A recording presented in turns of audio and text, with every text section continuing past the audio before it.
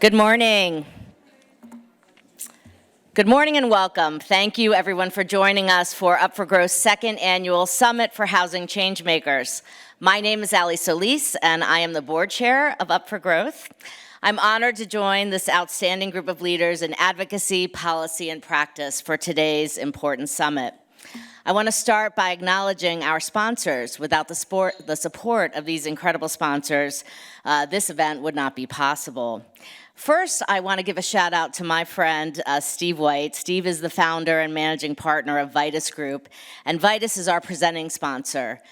Steve and I have been around since the inception, when Up for Growth was just a mere idea of a bunch of incredible leaders from all across the country, and we're really appreciative of his support.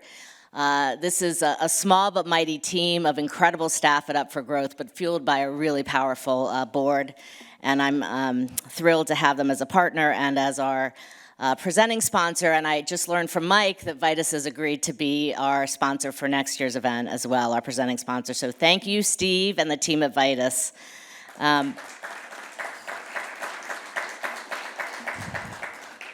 Next, the National Association of REALTORS is our digital partner, and without the support of Greene and the entire team at NAR, our virtual attendees would not be able to be at today's event. So shout out to Brian and the team at NAR for helping us make sure that we could share this important convening with those that aren't able to be here in person.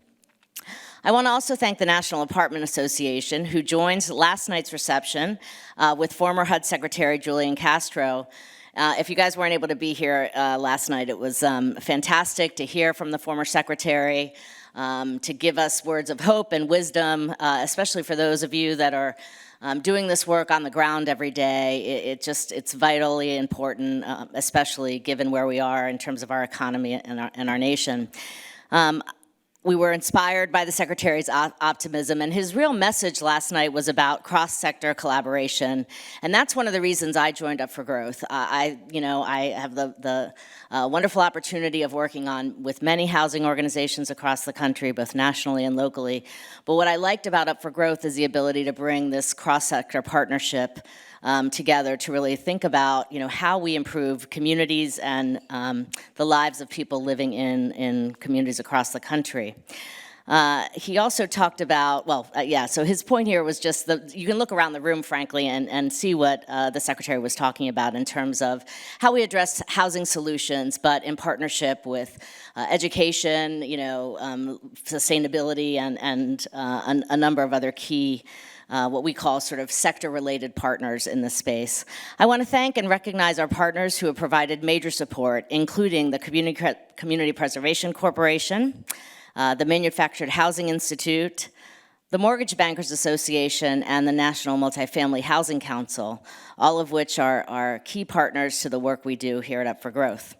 Finally, today's program is also made possible by our other contributors, including the Accelerator for America, American Planning Association, Eden Housing, Grounded Solutions Network, and the J. Ronald Terwilliger Center for Housing Policy at the Bipartisan Policy Center. Leading Builders of America, Prosperity Now, and Yardi Matrix have all been key supporters of our work, so thank you all so much.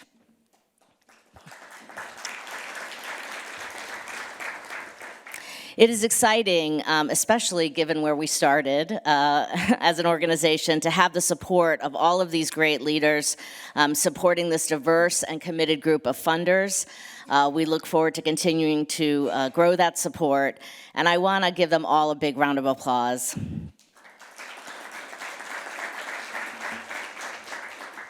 And next, I have the pleasure of introducing the leader of Up for Growth, Mike Kinsella. Mike has worked tirelessly in the housing community and in the public sector for many, many years, and we are very fortunate to have him carrying forward the vision of Up for Growth as we move towards solving the nation's housing shortage and affordability crisis. Please join me in welcoming Mike Kinsella.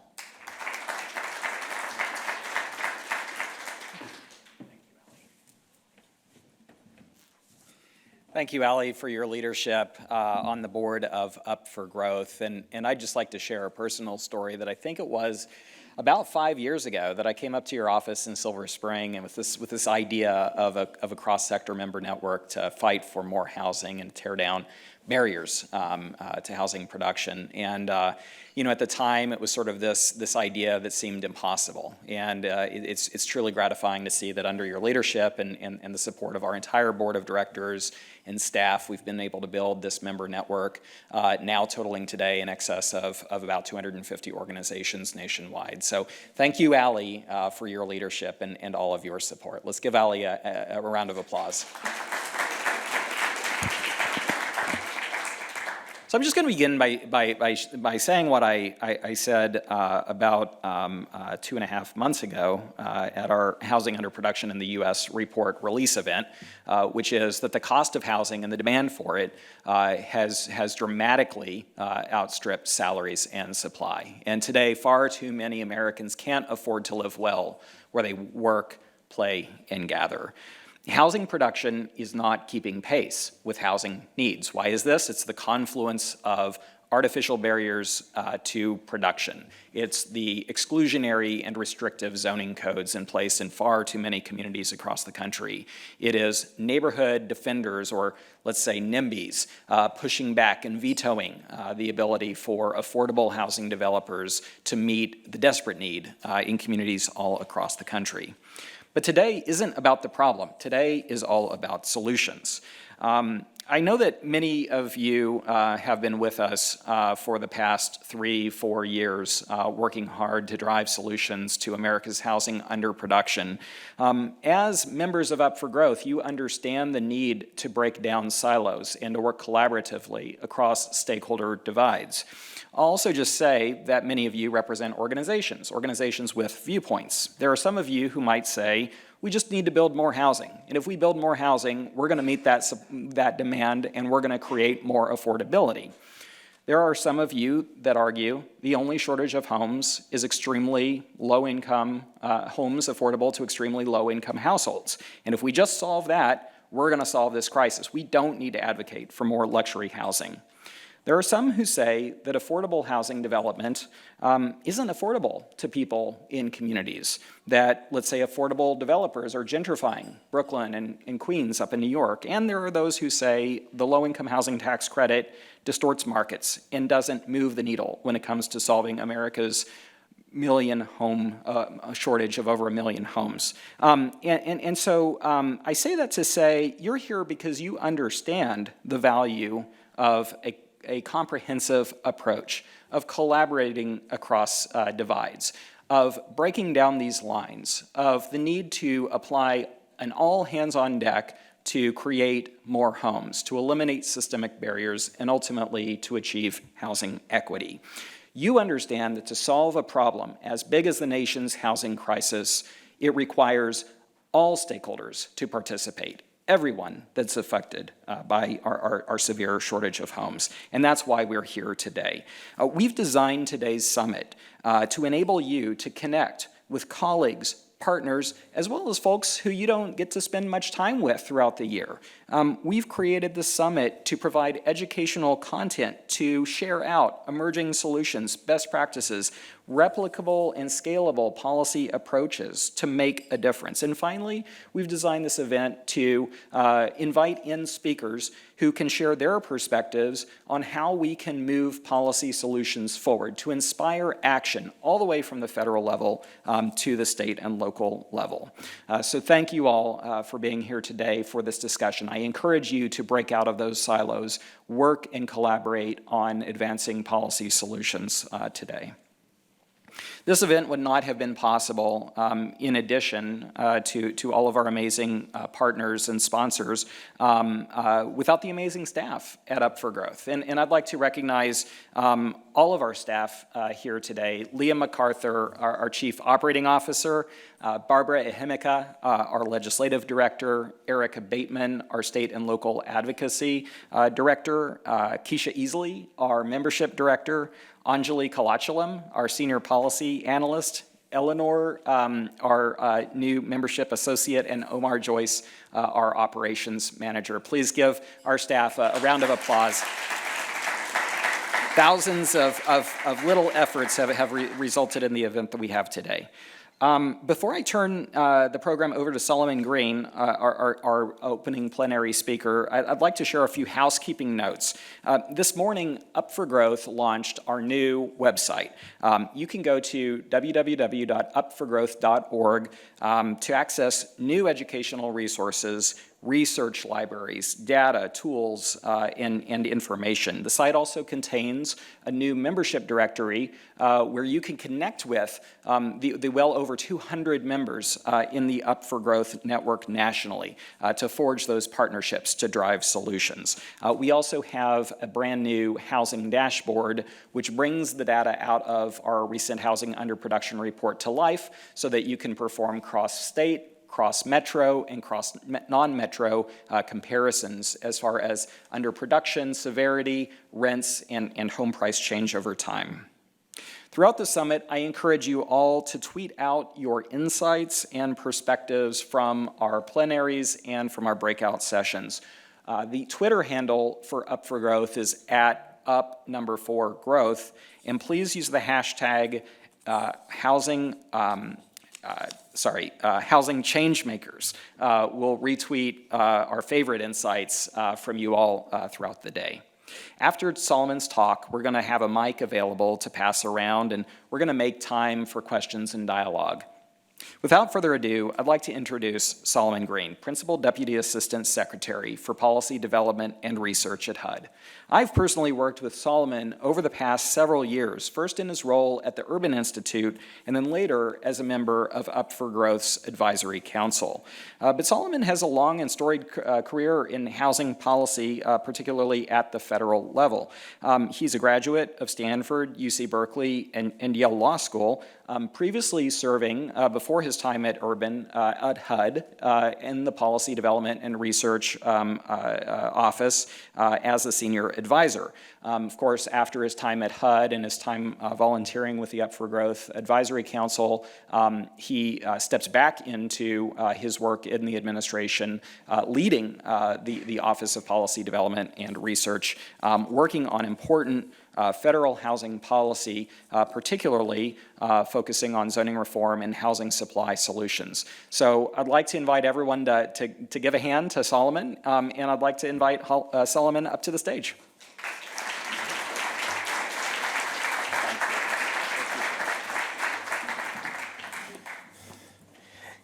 Good morning to everyone joining in person and virtually from across the country.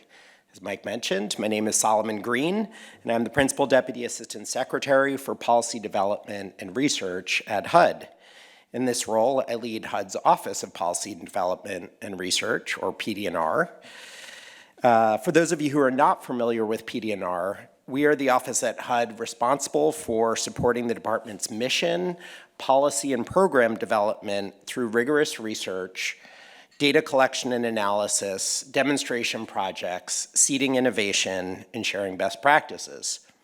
While I'm only 2 months into this role, as Mike mentioned, I've worked in affordable housing and community development my entire career. I worked at HUD and in PD&R in the Obama administration, helping advance departmental priorities related to building strong, inclusive, and resilient communities.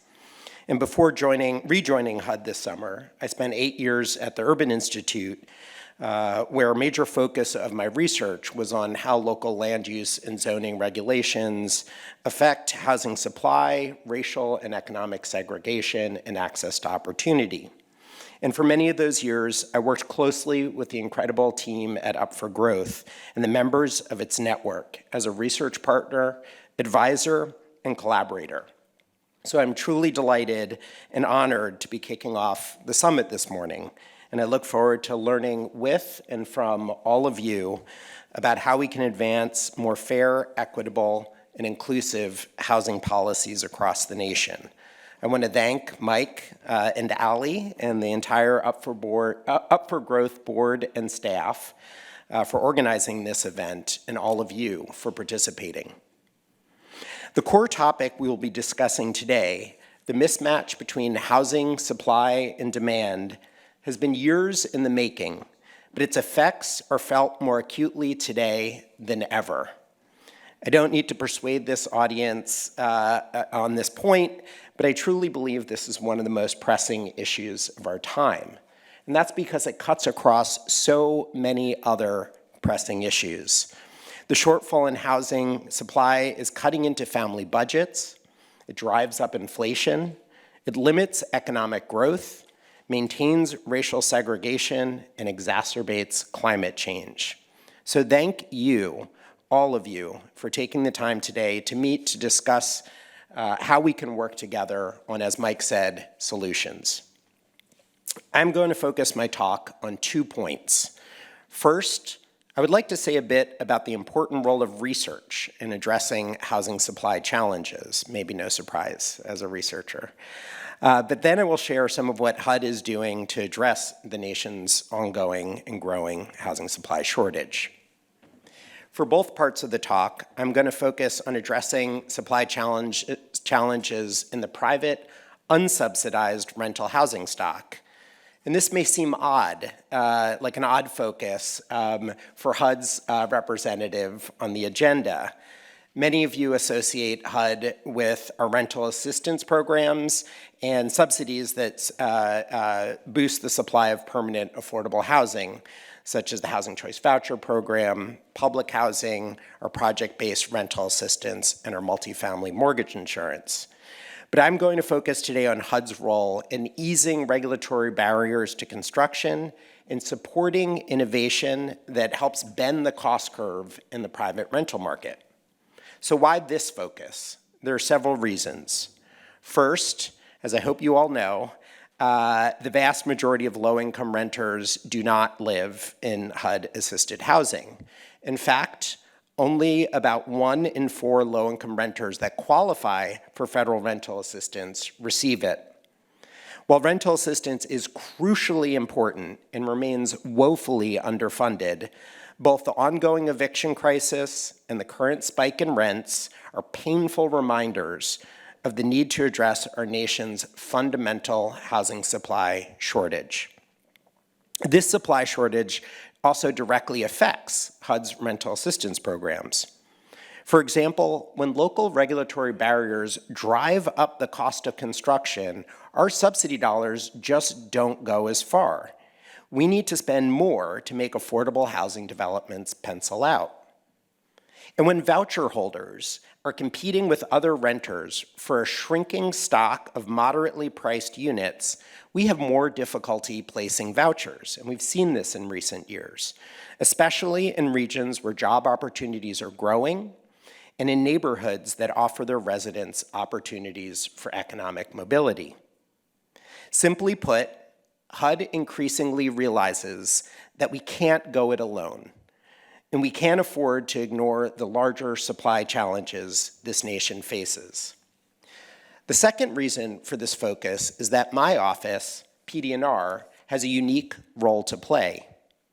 As I mentioned earlier, we are the research and policy development arm of HUD, and we do not administer any HUD rental assistance programs. But we do extensive research on housing market conditions, including through our National Housing Market Indicators reports and regional housing market analyses. And increasingly, we are working with private data providers to better understand housing markets in real time. And all of these sources, our research and the data from the private sector, demonstrate unequivocally that rents are increasing at unprecedented rates and outpacing income gains in virtually every metropolitan area in the country. For example, our most recent quarterly national housing market summary for the second quarter of 22 found that apartment rents increased a whopping 17% on average across the country since last year. And average rents increased in 274 of the 275 metropolitan areas we studied. We know that rising rents are a symptom of a long-standing and growing challenge in the U.S. Housing supply simply isn't keeping up with demand, a fact driven home by Up for Growth's recent underproduction report. PD&R also can and does play a vital role in identifying evidence-based solutions and uplifting innovations that can unleash the private housing market supply, while also continuing to support the best, most effective, and equitable use of HUD's crucially important but conspicuously underfunded subsidy dollars. Finally, we only have 15 minutes, and the work HUD does to improve rental assistance and expand the assisted housing stock would take far more time. But I do welcome questions at the end, and I look forward to engaging in a discussion with you all on HUD's broader work and how we can work more closely together.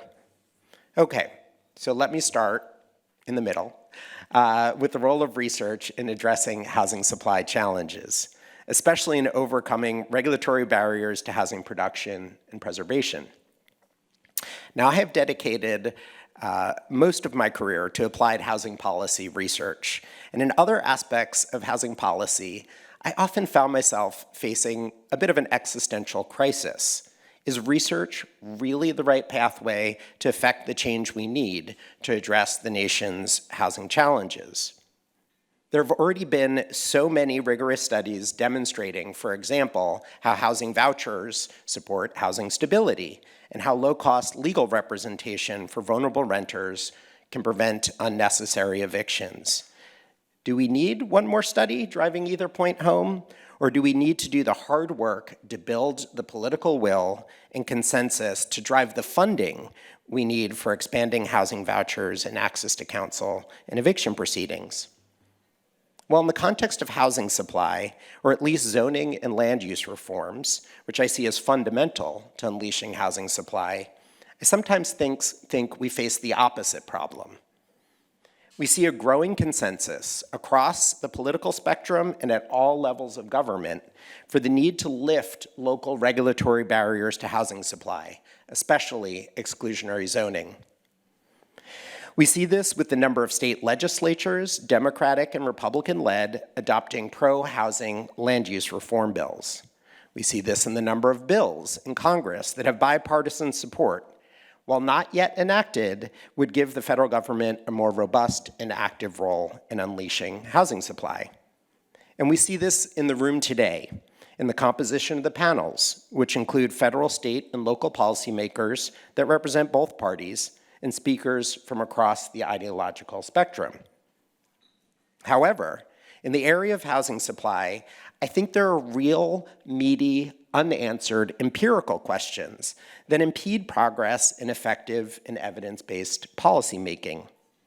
The fact that zoning and land use restrictions impede housing supply is well documented. But beyond that, I would argue that we are largely making policy in a knowledge vacuum. What are the biggest knowledge gaps and pressing research questions? I'll name a few here. What are the features of local zoning and land use regulations that have the greatest effect on housing supply?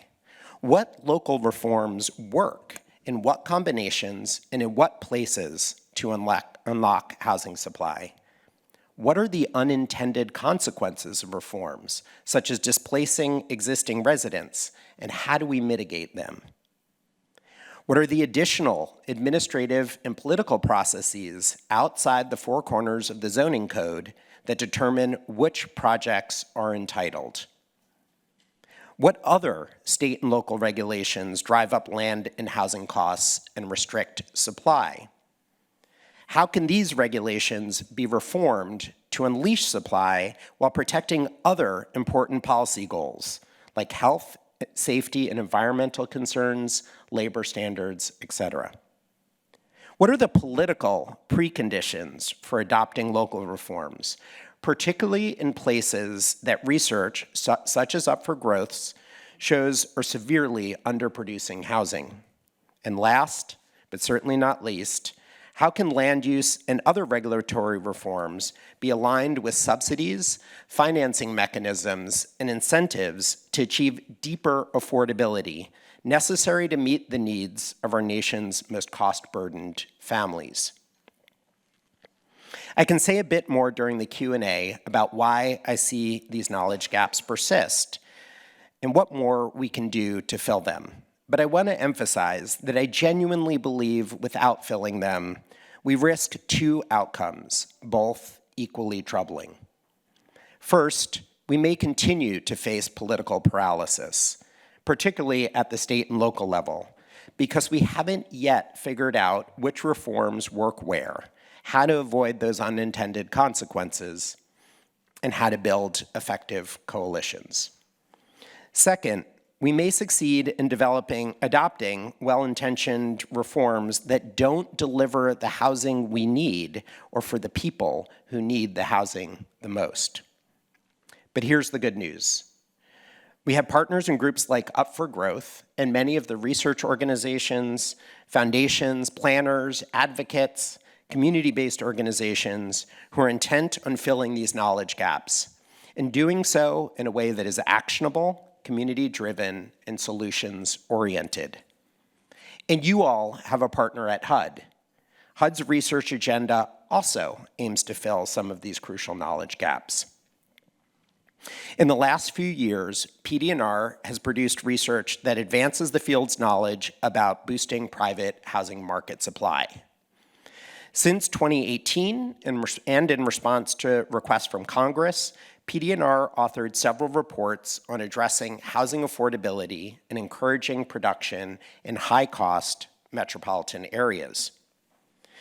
We are working on an upcoming report that examines the effects of a range of federal, state, and local regulations on the cost of housing supply, the cost of affordable housing, and profiles successful strategies to reduce or even eliminate these regulatory barriers. We also have forthcoming research specific to barriers that prevent the production of manufactured and other forms of off-site housing. One study explores current trends in the factory-built housing industry and offers policy recommendations for the industry and HUD.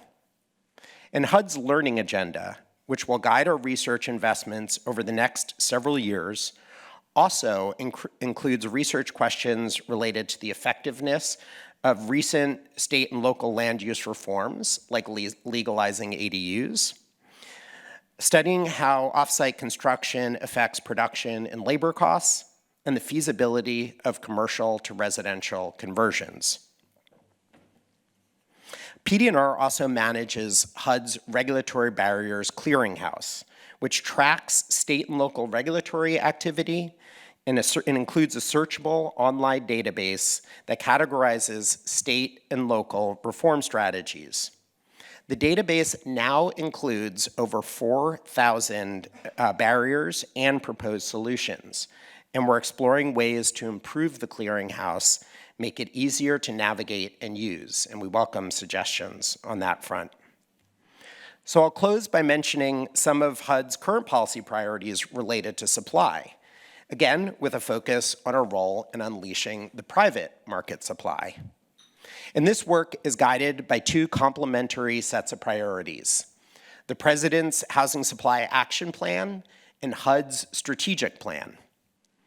In May 2022, President Biden released his Housing Supply Action Plan, which reflects a whole-of-government approach to this national issue.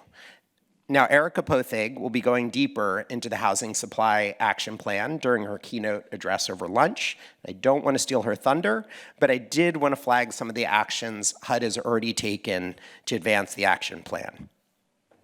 First, the Housing Supply Action Plan includes an important recognition, and one that is far too often overlooked in discussions around local zoning reform. That is the need to supplement zoning reforms with financing tools to deliver much-needed housing supply, particularly for more affordable housing types. The action plan includes commitments to deploy new financing mechanisms to support manufactured and modular housing, ADUs, and smaller multifamily properties, that crucial missing middle. HUD's Office of Housing is now working on reforms to FHA loan programs to ease barriers to lending for these crucial housing types.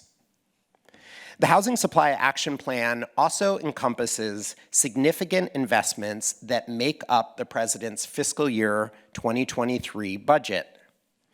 Notably, the president's budget includes a $35 billion housing supply fund. This new mandatory program, which would be administered by HUD, would provide $25 billion in grants to state and local housing finance agencies to invest in strategies to increase the supply of affordable housing, and $10 billion in grants to support state and local governments to remove barriers to the development of affordable housing. In addition to the Housing Supply Action Plan, HUD is taking steps under our strategic plan to unleash housing supply, often in partnership with other federal agencies. For example, we are working closely with the Treasury Department, which recently made it easier for state and local governments to use the American Rescue Plan's state and local fiscal recovery funds for housing purposes.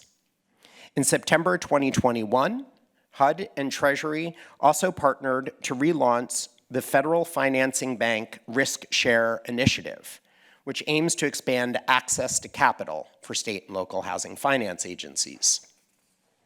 We are also working with the Department of Transportation and other federal agencies to leverage this historic investments in infrastructure through the bipartisan infrastructure law. One such effort is the Thriving Communities Initiative, a partnership between HUD and DOT to strengthen local capacity to connect transportation and infrastructure investments to other crucial investments like housing. HUD will fund technical assistance to help local jurisdictions consider housing needs as part of their larger infrastructure investment plans. For example, by identifying land that is near planned transportation projects and suitable for residential development. Finally, you can follow HUD's progress in boosting our nation's housing supply and bringing down housing costs through our new Our Way Home blog series, which details all these actions and more. It includes contributions from Secretary Fudge, who kicked off the series in June, and senior leadership of every major program office in the agency. I'll soon be sharing more on what HUD is doing around zoning reforms in an upcoming post. I hope you can help, both by amplifying these efforts and letting us know what more we can be doing. So thank you so much for your time and the opportunity to kick off the summit this morning. I welcome questions, and even more so, I welcome your ideas and partnership. And Mike, I know I had asked you originally to limit the questions to the topic of my talk, Unleashing the Private Housing Market Supply, but I'm feeling emboldened by the coffee this morning and the energy in this room, and I welcome questions. You're relieved of that limitation. I really do welcome questions on any topics, as well as suggestions. One of the good things about being new to a role is it gives me an opportunity, I think, to really listen and bring some of the insights, important insights from the field into the building. So thank you again, and look forward to the questions and the discussions throughout the day. Hi, thanks for joining us today. My name is Luca Gattonicelli. I'm the founder of UMBC Northern Virginia, so I'm out there on the front lines, and I'm here representing UMB Action as well. I'm really curious, Solomon, have you done any research on the economic boom that might result from basically allowing housing to be built where people work and where they want to live? I have not personally. We've done a lot of, I need to be careful with my we's. I'm only 2 months in. My colleagues, former colleagues at the Urban Institute and other researchers in the field have certainly looked at the inverse of that question, which is how does the mismatch between housing and jobs, and where jobs are located and where housing is being produced, create a drag on our economy. And we've done that in the field, has done that in the context of both within a region, how does that spatial mismatch within regions and really drive up transportation costs. And one thing we do commonly do at HUD, and we have a location affordability index that does this, is combines housing costs with transportation costs, typically the two largest expenses in a household budget. And so we do at HUD consider both transportation and housing as part of those costs, as part of the affordability challenges, and we've come up with ways of measuring that. So we know within a region, having a jobs housing spatial mismatch drives up costs, obviously has huge climate impacts in terms of perpetuating sprawl. But there's recent research that demonstrates at the macro level across the country how regions, and HUD has done research in our last report on high productive regions, constraints on housing growth in areas that are highly productive and seeing high rates of job growth. When people can't afford to move to regions that are growing fastest and have those growing economic opportunities, it drives down our nation's GDP and economic competitiveness. Chris Lineberger, I'd like to see if you can expand upon the HUD DOT collaboration. As you probably know, Christopher Coase has been involved with Up for Growth and obviously a very important person at DOT right now. Yeah. How's that relationship working out? What are you working on? Great. Yeah, so Chris is a great partner. Our offices work very closely together. He's essentially my counterpart at DOT. There's, to date, HUD has worked with DOT on a couple things. As you may know, in several discretionary grant programs that DOT issues, they included in their notice of funding available additional incentives and competitive points for jurisdictions that apply, that include plans to ease regulatory barriers to housing, and including the RAISE program, and HUD helped advise on that, those NOFOs. The Thriving Communities Initiative really is the most formal interagency partnership we have right now, aimed at linking transportation and housing supply, and we're just getting it off the ground. It's congressionally appropriated and authorized, and the purpose of it is to really build local capacity, either with transportation agencies or general units of local government, to leverage transportation infrastructure dollars for housing purposes, as well as other kind of critical environmental and equitable investments. Our focus is on the housing supply. So we've been working with DOT on issuing, we're going to be coming out with NOFOs, Notice of Funding Availability, for TA providers in the coming months. So keep an eye out for those. And then we're constantly involved in ongoing policy discussions around their land disposition programs, how we could help local transit agencies and transportation agencies that have surplus land or land near transportation to prioritize the use of that land for housing development when it's appropriate. So we've got a bunch of efforts going on with DOT. I would say the Thriving Communities Initiative is the one that is going to be most outward facing, is going to have the most resources that we can bring to communities. Hi, Solomon. Richard Collenberg. Yeah, good to see you, Richard. See you. I love the list of research projects that you have going. I'm wondering if you have anything related to exclusionary zoning and education. When I talk to low-wage mothers, they are frustrated with their housing for a number of reasons, but the number one thing that pops up is that they want better schools for their kids, access to better schools. Crime is the other thing. They're trying to avoid crime. So I'm wondering if that's part of your agenda. Yeah, it's a great question. So a couple things on that. It is not part of that question doesn't show up on our learning agenda, which guides our investments in research at HUD. It doesn't mean it's not a priority, and I'm glad you're flagging it. Doesn't also mean we can't look into it.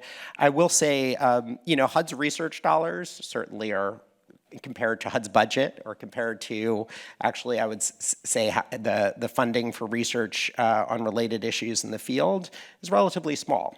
And typically the research that we fund at HUD through our grants and contracts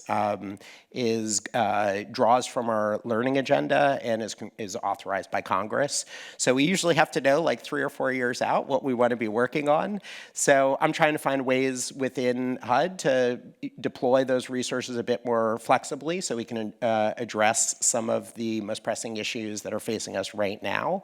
But we also, and this is the more direct response to your question, is we are making an effort. A lot of these insights already exist in the field. I know some of your research on this topic and others have looked specifically into how local exclusionary zoning and land use reforms impede access to quality education and promote not just residential segregation, but school segregation. We've also seen research such as Heather Schwartz's on the opposite, how inclusionary zoning can actually increase access, fair and equal access to quality education and decrease educational segregation. So I think I want to say to the entire room that HUD, in our approach to research, truly sees it as a partnership.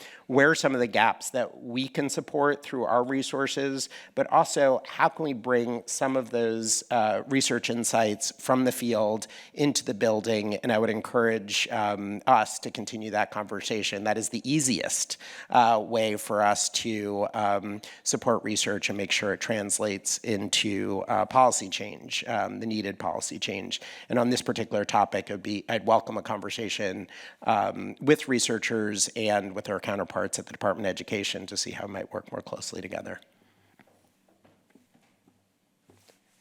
Hi. Oh, I can't We're see. here, thanks. Hi. Over here. Matthew Okay. Lewis with California EMB. Thanks very much for Sure. being here. We recently passed parking reform in the state of California that's going to make it legal to actually transfer that land use from parking lots to housing. My question actually is a follow-up on the DOT question. You mentioned the amount of money that HUD is going to be deploying to states for housing, and it was, I think you said $35 billion. Or No, sorry, that's a request. The request, thank you, okay. That's in the president's budget. Reason, good luck with the request. Thank you. I hope you make it. My question, though, is related. The California Department of Transportation's annual budget is about $25 billion, and most of that funding goes to highways. I know DOT has the 80-20 formula also, which is a problem I think many people in this room are familiar with. My question related to the parking lots is it seems like our ability to spend 10 to 20 times the amount of money on freeways and parking lots is a hindrance to the production of housing. And I'm wondering what can be done within the administrative frameworks and between DOT and HUD and the executive branch to sort of start to look at this problem, because the sprawl is actually worsening the housing crisis in many cases, and we're spending more money to actually make it worse. So how do you reverse this $1 in for good versus $10 out for bad? Thank you. Yeah, whew, what a great question. And so I mentioned some of the ways, I think that some of the ways across federal agencies, we're working more closely than ever with the Department of Transportation. There's certainly a realization within Department of Transportation in how it's implementing the bipartisan infrastructure law and the provisions and the funds that go through DOT of the important need to link transportation investments to housing. And you see that, as I said, reflected. A lot of those funds go through formula grants and we don't have a lot, or DOT doesn't have a lot of discretion in how those allocations are made and what the program requirements are. But for discretionary programs, that's the sweet spot, right? And that's where, in competitive programs, and that's where you do see in DOT, and I can't speak to everything that they are doing, but they are incentivizing grantees or applicants to explicitly state how they would use those transportation to increase access to housing rather than decrease it. But again, we need state and local partners. And you were talking about policies within California.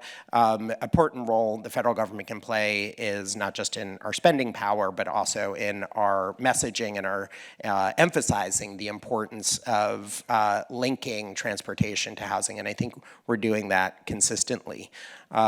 So all these questions are great and reminding me and reinforcing me how important that work with DOT is for us. We don't have the same budget from we got in the bipartisan infrastructure law. We did get, I should say, a significant investment through the Inflation Reduction Act, which we're right now working on operationalizing, getting up and running, which is $1 billion in investments in green and resilient energy retrofits in HUD's the multifamily housing stock. So, which is maybe not, it's actually might spark some other questions in terms of, I talked about the connections between housing and transportation, but it's also important, I would say, I don't know if it's actually the third, it's close to the third, somebody in the room knows, household expense is utility and energy costs. And so we are, again, it's not just the rent we are concerned with the entirety of a household's financial picture. And through these green energy retrofits, we're hoping to not only advance climate goals in terms of reducing energy consumption but also lowering housing costs to take that. And so we're very grateful for that investment through the Inflation Reduction Act, and we're moving quickly to set that program up. Oh, sorry. And this is it. Okay, great. Thank you. I'm sticking around. Welcome any additional conversations with you this morning. Look forward to joining the discussion. Thank you, Mike. Thank you. Thank you, Solomon. Let's give one more round of applause for Solomon Greene. And on behalf of Up for Growth, we're honored to have the invitation to partner with the HUD's Office of Policy Development and Research. We do plan to take you up on that, Solomon.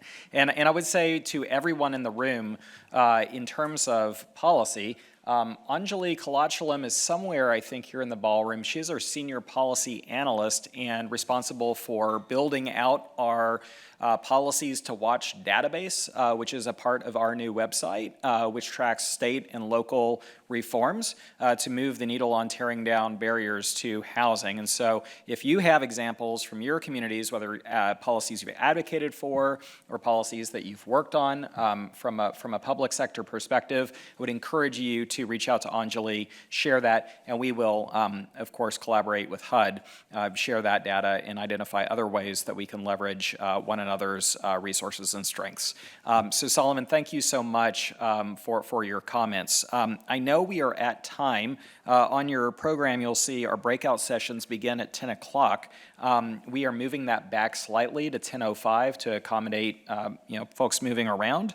There are two options. We have a off-the-record federal policy outlook 2022 and beyond, moderated by Doug Bibby of National Multifamily Housing Council and featuring 4 congressional policy experts from offices across the Hill working on these issues. I would encourage anyone with interest on federal policy to join that discussion. We will also host a discussion on reimagining housing policy, delving deeper into Up for Growth's new policy framework, A Better Foundation.